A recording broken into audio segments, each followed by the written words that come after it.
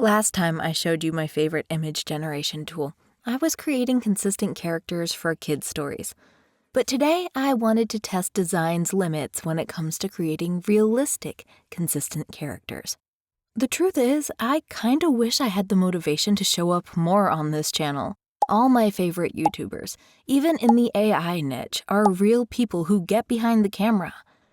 I'm not really hiding my identity. My real name has popped up all over my videos, and I use my real voice too.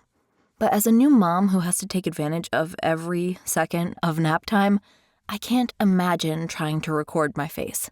Catering to my appearance is quite literally my last priority. Sad, but true.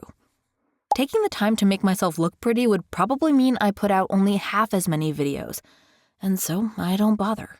I've often considered just giving myself a photo shoot to start a library of various expressions I could use in thumbnail images, but again, it's not really something I have time to prioritize. That's where AI comes in.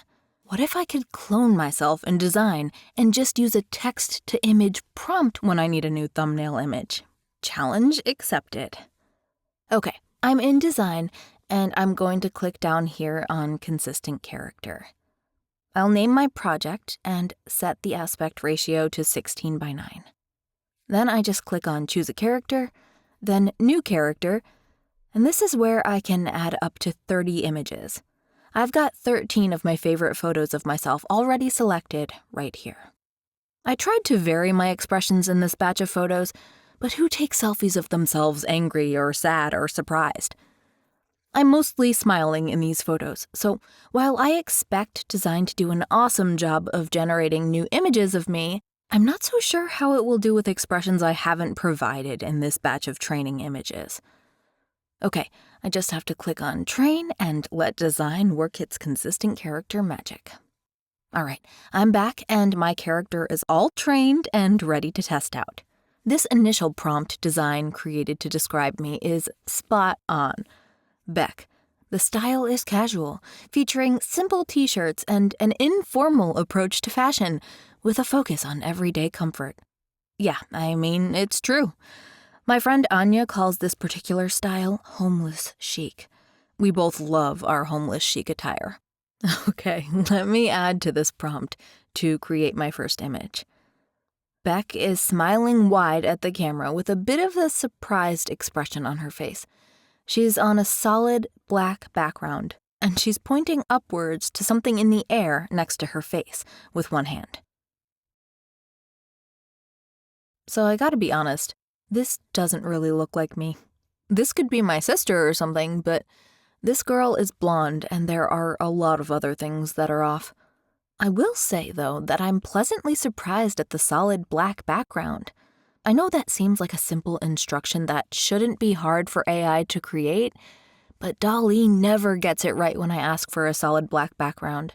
It always has to add some flair. Okay, well, I'm not giving up just yet. Maybe my plans to have an AI clone aren't exactly planning out the way I imagined, but I could still have a consistent character to use for my thumbnails. Let's see how Dzine does with changing her expression. I'm editing my prompt to add profile angle of Beck. Beck has a shocked expression on her face, and she's cupping her cheeks with both hands, looking off to one side of the image. Beck is on a solid pink background.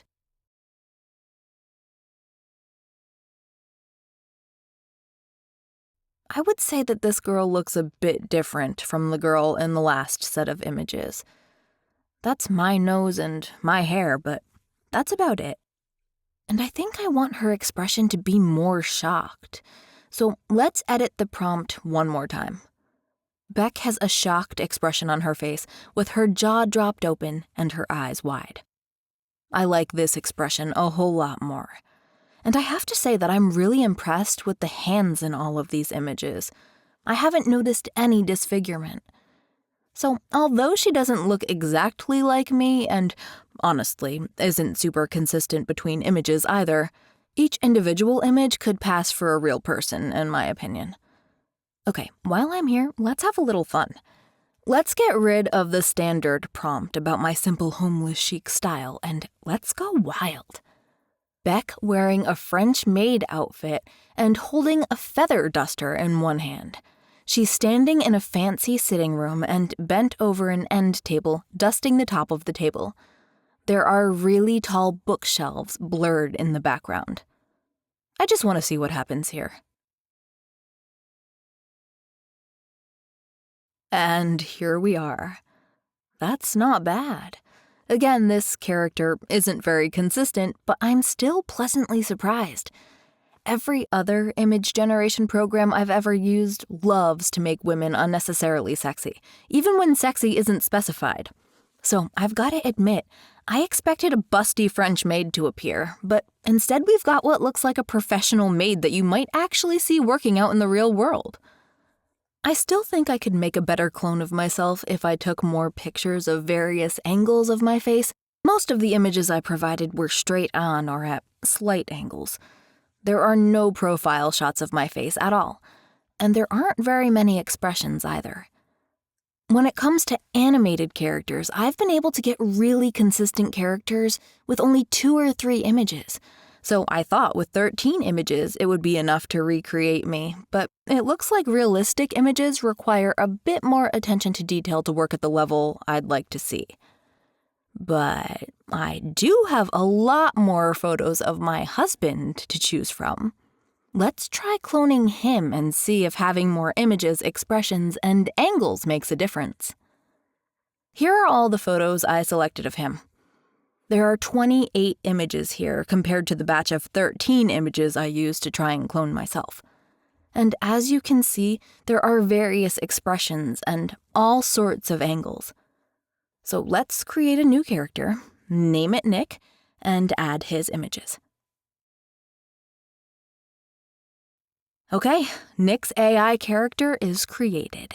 Let's see how it turned out. First, I'm going to create an image that Nick would actually be in. Nick is wearing a maroon hoodie and jeans and is sitting at a table in a cat cafe surrounded by feline companions of various breeds, sizes, and colors. Okay, our images have generated. Let's take a look. From the thumbnail, I'd say it looks pretty good. But now that I'm looking at it up close, nope, this doesn't look like Nick at all. And these 2 images look like 2 totally different people. I think maybe because these are all phone images taken at various distances, and wide-angle photos are notoriously distorted. That might be why the AI can't keep these realistic characters consistent. I bet if I took out my DSLR camera and did a photo shoot of one person all at the same focal length, it could work better. Then again, I thought this clone would turn out better than my own, and I was wrong about that. Just for fun, I'm going to try again, and this time I'm going to put Nick on a dragon.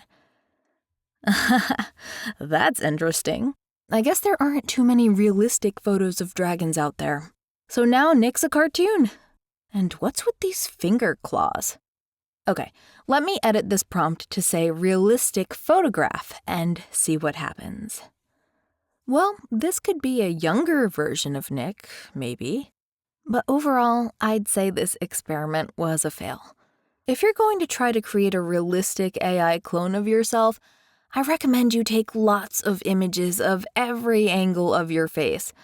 But even then, it may not exactly hit the mark. Do you want me to try again with my real camera?